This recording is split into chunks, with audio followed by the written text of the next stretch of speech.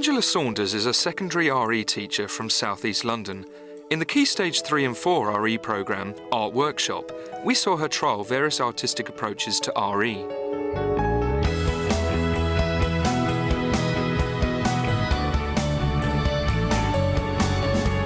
Today, Angela puts what she learnt into practice by incorporating an art sketchbook technique into a Year 7 class on the Jewish story of Passover. Angela's lesson highlights some of the important practical issues involved with using art and offers guidance on how best to maximise its effect. To evaluate the lesson, Angela is joined by Paul Hobbs, the artist who led the workshop, and David Griffith, an RE consultant with experience as an Ofsted inspector. This is our starter question that we're going to have a little think about. And what does the story of Passover tell us about the Jewish understanding of God? My main objective was to move them forward in their understanding of the topic. My other objective was to see them working in this totally different way. Israelites. What do you actually think those people, those Hebrews, those Israelites, understood about God? Beverly? That he was an important person and how he helped them. So we see God as a helper. They think he's a giver because he gave Moses the job of being their leader. What is it about the firstborn son being killed and the angel of death passing over that makes the Jews want to celebrate? All the Jews had to put lamb's blood on their houses and doors, so the angel of death, whenever he passed by, he didn't kill the firstborn. Right, and their sons were still alive. How were they feeling? They were feeling happy. And how did they feel towards their Jewish God? They now believe in God because God told them what to do and it worked. What did really work well in that opening session was the fact the pupils got to the point where they said, God acted in this way, and marvellous phrase, it worked. And so the whole of the Passover meal suddenly took on a life of its own. So that has actually made them believe even more in this God. Suddenly, from God seeming not to help them because of all the pain and uncomfortableness, God is actually now seen as somebody who has helping them. So the problem with any practical lesson is time management. You actually spent quite a large part of your introduction using valuable time recapping, which could have been given to talking to them about actually what this new art project was about. What was this book called? Haggadah. The Haggadah. And when do the Jews use this very special book? On the night of Passover. Right. It's the telling of the story. But I want us to do a bit more than that. You then did a very good switch by bringing in the artefact, the Haggadah, which then changed it through its illustrations and its Hebrew writing from something that is talking to something that, here's the artefact, this is evidence of what they do. And I thought that worked very well. Do you remember that I showed you yesterday the sketchbook that I had made? What we were doing, instead of me writing about it, I could actually show this in a different way. So I could actually use paper, I could use wire, I could use colour, I could use anything to actually help me express my ideas. So the first thing that you're going to do is you are actually going to get the sheets of paper that you are going to make your book from. In terms of planning, it's not just about planning your lesson, but also all the problems of resourcing it, not just to say a week in advance or 2 weeks in advance. You need to actually be developing this as a way of working to build it in. I want you to think about how are you going to show on your first pages, share some ideas, think about colours, think about images, right? Before we actually move, and I'm actually going to give you a sheet of paper on each table for you just to scribble on or to work out some of your images or ideas. You could have started the brainstorm with everybody having their own piece of paper early on when you were doing the discussion on the blackboard and Sue was writing notes, so that all the ideas that Sue wrote up on the blackboard, each person should have written them down themselves not so that they're copying, but so that actually it's helping them remember. Maybe they're encouraged to do a drawing, so the word is doorpost, so perhaps they draw a door frame as well as write the words. By having them actually drawing something themselves, they're already generating some of their own ideas. And I'm going to have the house with the little door with a red bit on, symboling the lamb blood. Okay, that sounds great. So why don't you make a quick sketch of it now and write down some of the bits. And then when we have this brainstorm, we can add other ideas to it, okay? What was delightful was I thought that some of them were quite passionate about how they expressed that. They sort of said, well, can't you see this is what it is, you know? And whereas if it was an essay, they wouldn't fight for that, you know? They'd just sort of say, well, it's okay. I also think it's quite useful in this sort of activity to have a drafting stage. So in other words, you put up on the board 5 pages and get them to do a sort of storyboard with the 5 pages, and then they talk amongst themselves and see whether that's a good idea. So how do you think you would start it off on the front? Well, we see I need a title. You don't necessarily need the title, do you? No.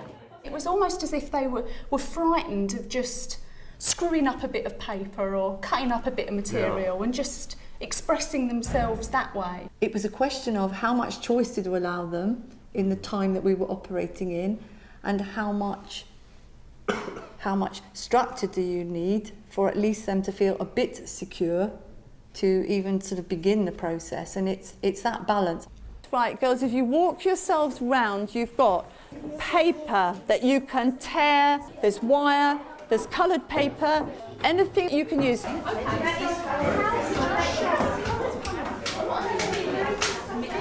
So when somebody looks at this, what would you want them to be able to understand? I want them to, because I'm going to use some of this for the door, because it's rough, because they won't have proper materials to build their homes, because they're slaves and they won't have the good stuff. They'll have like hay and stuff. Right. So I'll put that as the door like that.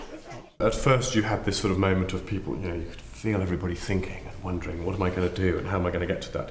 And then very shortly afterwards, you look around the room and just heaps of responses. The confidence that some of them had, which I haven't necessarily seen when we have done a more traditional lesson. We're talking about the colours that we're going to use, and I said, oh, might you suggest this? Well, no, I see it like this, and that was good. They felt confident enough to challenge the adult teacher in the room about their view of how they thought it should be.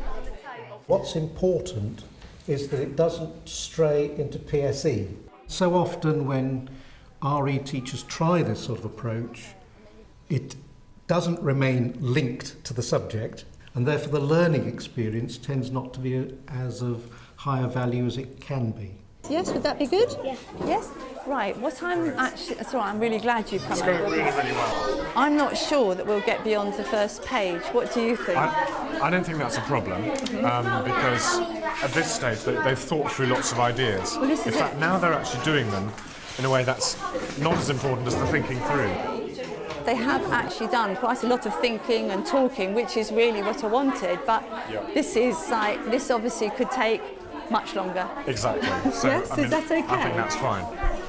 I was very conscious that there were 2 pairs of students at the back who were finding it a bit more difficult.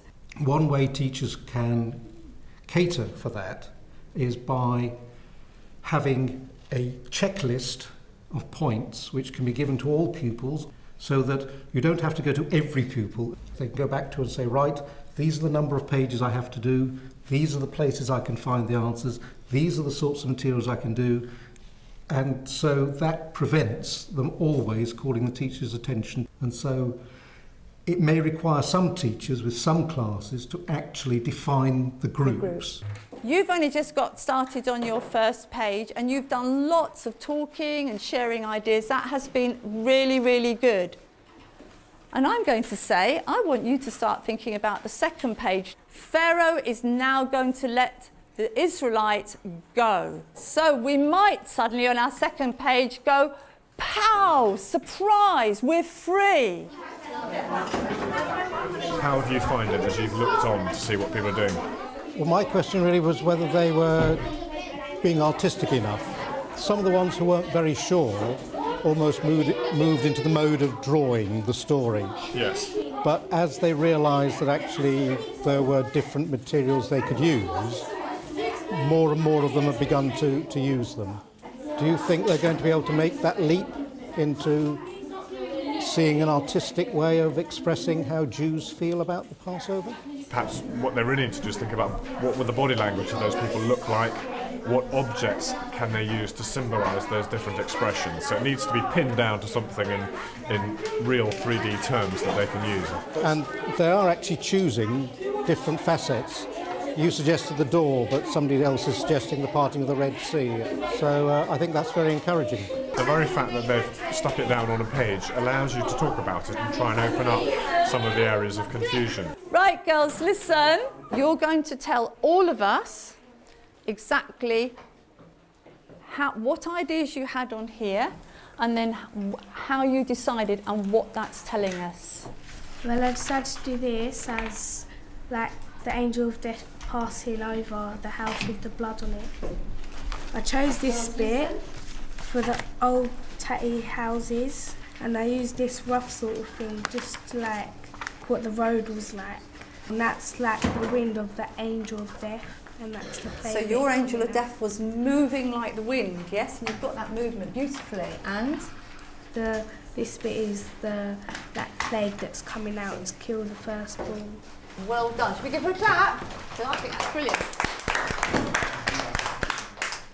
Perhaps what one needs to say to teachers is be prepared to try it, for it not to work, evaluate it, see its strengths and its weaknesses, then try it again, and then try it again.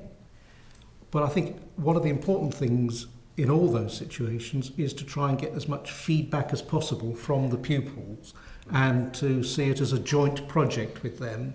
Right, Sophie, I'm going to ask you to explain your ideas for your second picture. And for my second idea, I've decided to do a fence, one side with a dark cloud of rain and the other side is to have the Star of Jerusalem on it.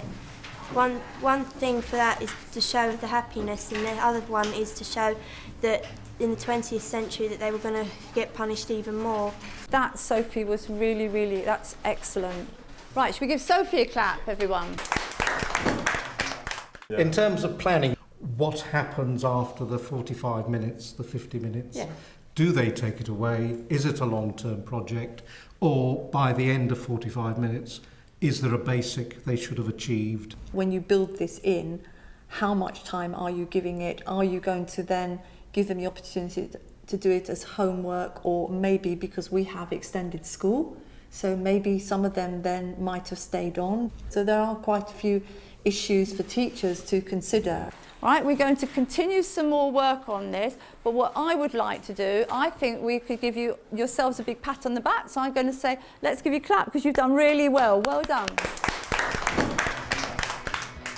I think in any practical lesson, the important things are the planning, knowing that time management is going to be a problem, and resource material preparation. I would say, don't be anxious, but enjoy it. The picture of those kids absolutely on task, being really creative, that was brilliant.